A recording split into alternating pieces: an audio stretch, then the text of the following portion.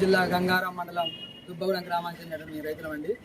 ఈరోజు వడ్డీ వ్యాపారస్తులు మామిడిగూడెం కేంద్రంగా వడ్డీ వ్యాపారస్తులు అధిక రేట్లు యూరియా అని వచ్చేసి సంవత్సరం అయితే మరి 500 రూపాయలు ఇచ్చడం పట్ల ఈరోజు జిల్లా కలెక్టర్ గారికి ఫిర్యాదు చేయడానికి చేస్తున్నాం.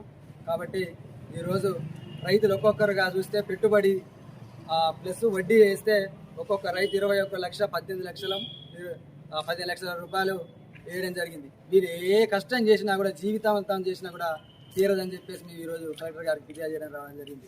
అదేవిధంగా గత సీజన్లో మొక్కజొన్న కొనుగోలు కేంద్రం ఏర్పాటు చేస్తే 2400 రూపాయలు మేము సొసైటీకి అమ్ముకోవడమని చెప్తే మధ్యవర్తిగా పెట్టుబడిదారులు ఉండి 50 రూపాయల కమిషన్ చూసుకుంటామని చెప్పి మభ్యపెట్టి ఇవాళ 150 రూపాయలు కటింగ్ కోత విధించడం జరిగింది. 2250 రూపాయలు చొప్పున కటింగ్ చేయడం జరిగింది. దీని పట్ల మేము ఏయూ గారు సంపాదిస్తే నన్ను కూడా వాళ్ళు పెట్టుబడిదారులంతా కూడా నన్ను లెక్క చేయడం లేదు, మీరు కలెక్టర్ గారికి ఫిర్యాదు చేయండి, తగు చర్యలకు మేము చూసుకుంటాం. గతంలో కూడా ఫెర్టిలైజర్స్ పెస్టిసైడ్ సీడ్స్ వారి పట్ల కూడా ఏడీఏ గారు తనిఖీ చేసినప్పటికీ మరి లంచగొండితనంతో ఏదో మభ్య పెట్టించి చేసిన దాఖలాలు కూడా ఇవాళ ఏయూ గారు మాకు ప్రత్యేకంగా చెప్తా ఉన్నారు. మరి అటువంటి విషయంలోనే ఇవాళ గ్రీవెన్స్లో గౌరవ కలెక్టర్ గారిని కలవాలని చెప్పేసి ఇవాళ అధిక సంఖ్యలో ఇంకా 100-150 రైతులు కూడా ఇంటి వద్దనే ఉండి వాళ్ళ యొక్క సంతకాలను సేకరించి వాళ్ళ కలెక్టర్ గారికి ఫిర్యాదు చేయడం దానికోసం రావడం జరిగింది. గిరిజనేతరులు అయితే ఆల్రెడీ ఇప్పటి వరకు bond paper 100 rupees bond paper రాసి ఆల్రెడీ వాళ్ళు లాక్కున్నారు. వాళ్ళకి సంబంధించి ఎవిడెన్స్ నా దగ్గర ఉన్నాయి. ఇలా ట్రైబ్స్ విషయంలో ఆ చొరవ తీసుకోలేరు కదండి.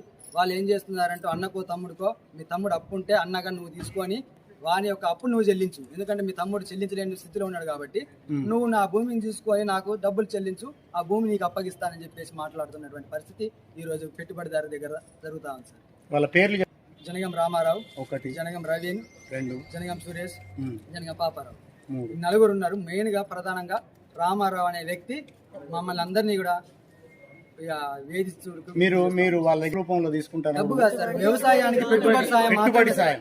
అది అసలు 5th షెడ్యూల్ ఏరియా, వాళ్ళు అసలు వ్యాపారం చేయడానికి వీల్లేదు.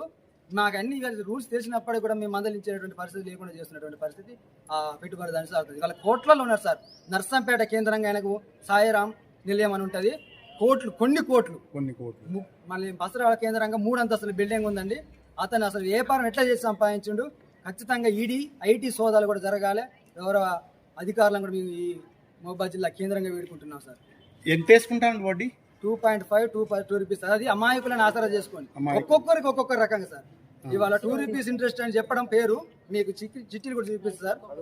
2 రూపాయల 50 అని మొక్కలు అని ఇంత అని ఫస్ట్ చెప్తారు.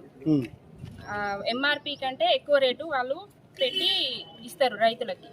దానికి వడ్డీకి వడ్డీ ఇట్లా వేసుకుంటూ వెళ్తున్నారు. విపరీతమైనటువంటి వడ్డీలు వేసి కట్టలేని పరిస్థితి వచ్చింది. ఎంతో కొంత ఇవ్వండి అమ్మా ఈ సంవత్సరానికి అని మానవతా దృక్పథం ఏం లేదు. కంప్లీట్ గా భూములకి ఎసరు పెడతాం. భూములకి ఎసరు పెట్టినప్పుడు ఇప్పుడు మీ ఊళ్ళో భూములు వాళ్ళ గొప్ప చెప్పి చేతులు ఎత్తేసిన వాళ్ళు ఎంతమంది ఇంకొక ఏ ఊరు? జొన్నలు పోయంగా ఏమన్నా ఉంటే దానికి వడ్డీ ఎక్కువ వేసి మాకే ఇంకా ఒక 50,000 లక్ష దాకా పెట్టుబడి మా మీదనే వేయడం. అట్లా ఉండి 2 లక్షల రూపాయలు ఉండగా మళ్ళీ దానికి వడ్డీ వేసి మళ్ళీ ముందు సంవత్సరంలో వడ్డీకి వడ్డీ, అసలుకు వడ్డీ, పెట్టుబడి ఖర్చు అంతా మా మీదనే వేస్తున్నారు. వేసి మమ్మల్ని చాలా ఇబ్బంది చేస్తున్నారు.